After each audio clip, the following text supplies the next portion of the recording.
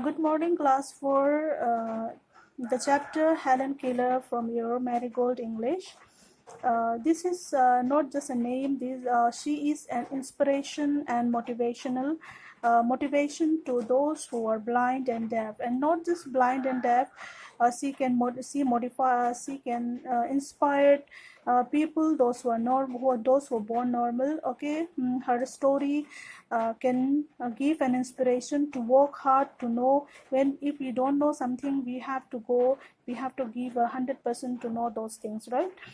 And I'll do with a summary kind of thing. Okay, I'm not going to read the whole story, it will consume time.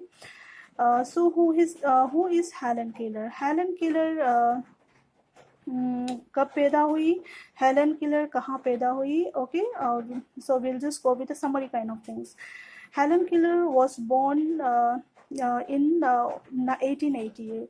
एक छोटी सी city है Alabama में, town है I mean, तो एक Alabama में छोटी सी town में 1880 को हेलन किलर की क्या हुई थी, बॉर्न हुई थी.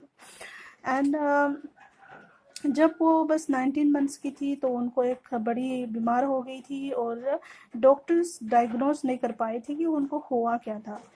एंड एक्चुअली में उनको ये हुआ था कि because of that high fever, ना तो वो देख पा रही थी ना तो वो सुन पा रही थी.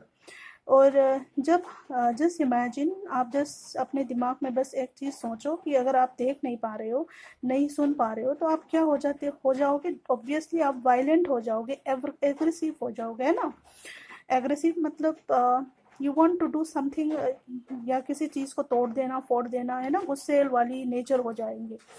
तो same thing with the Helen killer, वो भी ऐसे ही टाइप की थी. जैसे कि वो खाना ढंग से नहीं खाती थी, क्योंकि उसको क्या था, हेलन किलर को कुछ भी समझ नहीं आ रहा था कि मतलब ये जस्ट 2 साल की उम्र में अगर आप डेफ डम्प अगर कोई बच्चा हो जाता है तो सो मेनी थिंग्स 2 साल तक आप नहीं सीख पाते हो ना.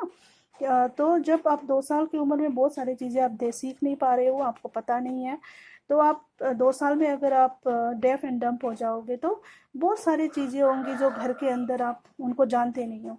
जैसे फॉर एग्ज़ाम्पल अगर कोई बड़े होके, अडल्ट होके कोई एक्सीडेंट में अगर डेफ एंड डम्प हो जाते हैं तो बहुत सारी चीज़ें होती हैं वो ऑलरेडी सीख के आते हैं. अच्छा, ये फूल है, ये पानी है, ये चेयर है, ये खाना है, ये राइस है, ये स्पून है ना. तो ऐसे सीख सकते हैं. लेकिन वो क्या थी, उन्होंने कुछ सीखा नहीं था. बस 2 साल की उम्र में जब वो डेफ एंड डम्प हो गई तो बहुत सारी चीज़ें ऐसी थी वो जानती नहीं थी, तो इसीलिए और ज़्यादा एग्रेसिव हो गई थी. तो वन डे उनके यहाँ पे एक टीचर उनके फैमिली लेके आते हैं और उनका टीचर क्या करते हैं, धीरे धीरे वेरी स्लो एंड कामली वो सिखाते हैं कि साइन लैंग्वेज में कि पानी क्या होता है. हर चीज़ को उनको छू के, उनको महसूस करा के उनको सिखाते हो. कि जब आप ये मूवी देखोगे तो it's very emotional, very touching, क्योंकि एक जो बच्ची बहुत ही एग्रेसिव है, जो बिल्कुल कुछ भी सीखने की उसकी इंटरेस्ट नहीं है, मतलब वो क्या है, कंफ्यूज्ड है.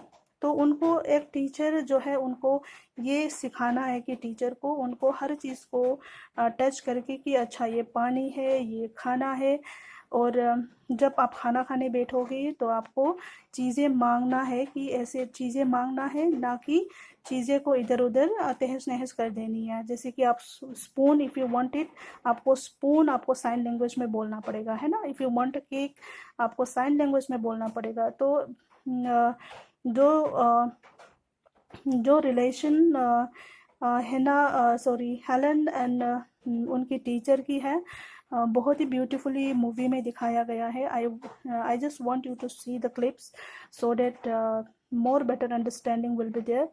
एंड जो बॉलीवुड में एक मूवी बनी थी ब्लैक करके, जिसमें Amitabh Bachchan and Rani Mukherjee, I think they were starring, वहाँ उन्होंने काम करा था.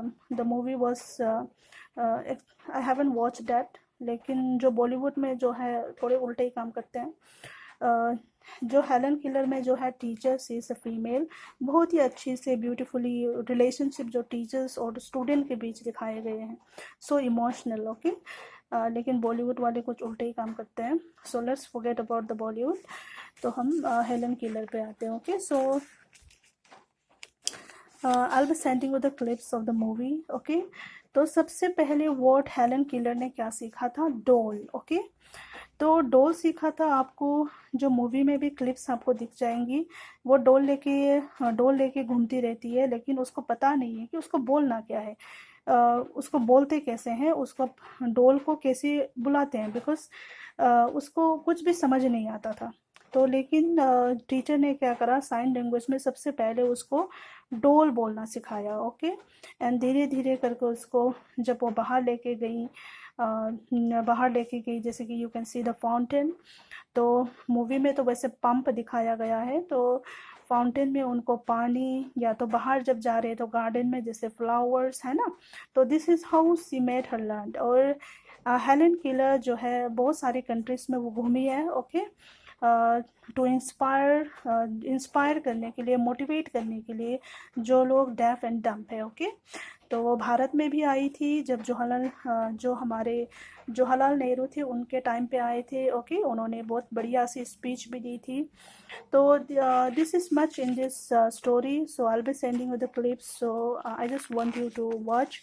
और यहाँ पे कुछ साइन लैंग्वेज दिए गए हैं, जैसे कि ए को ऐसे बोलते हैं, बी को एंड सी को. ओके, इस for us is bit tough.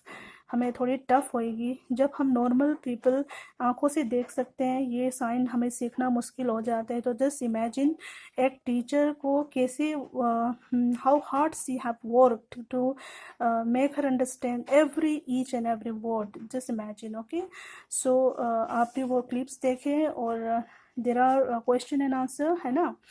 तो जब आप ये पहली वाली जो इस हफ्ते की जो वर्कशीट आप सबमिट कर लोगे, then only I will be sending work on this particular chapter. Okay, thank you so much and have a nice time.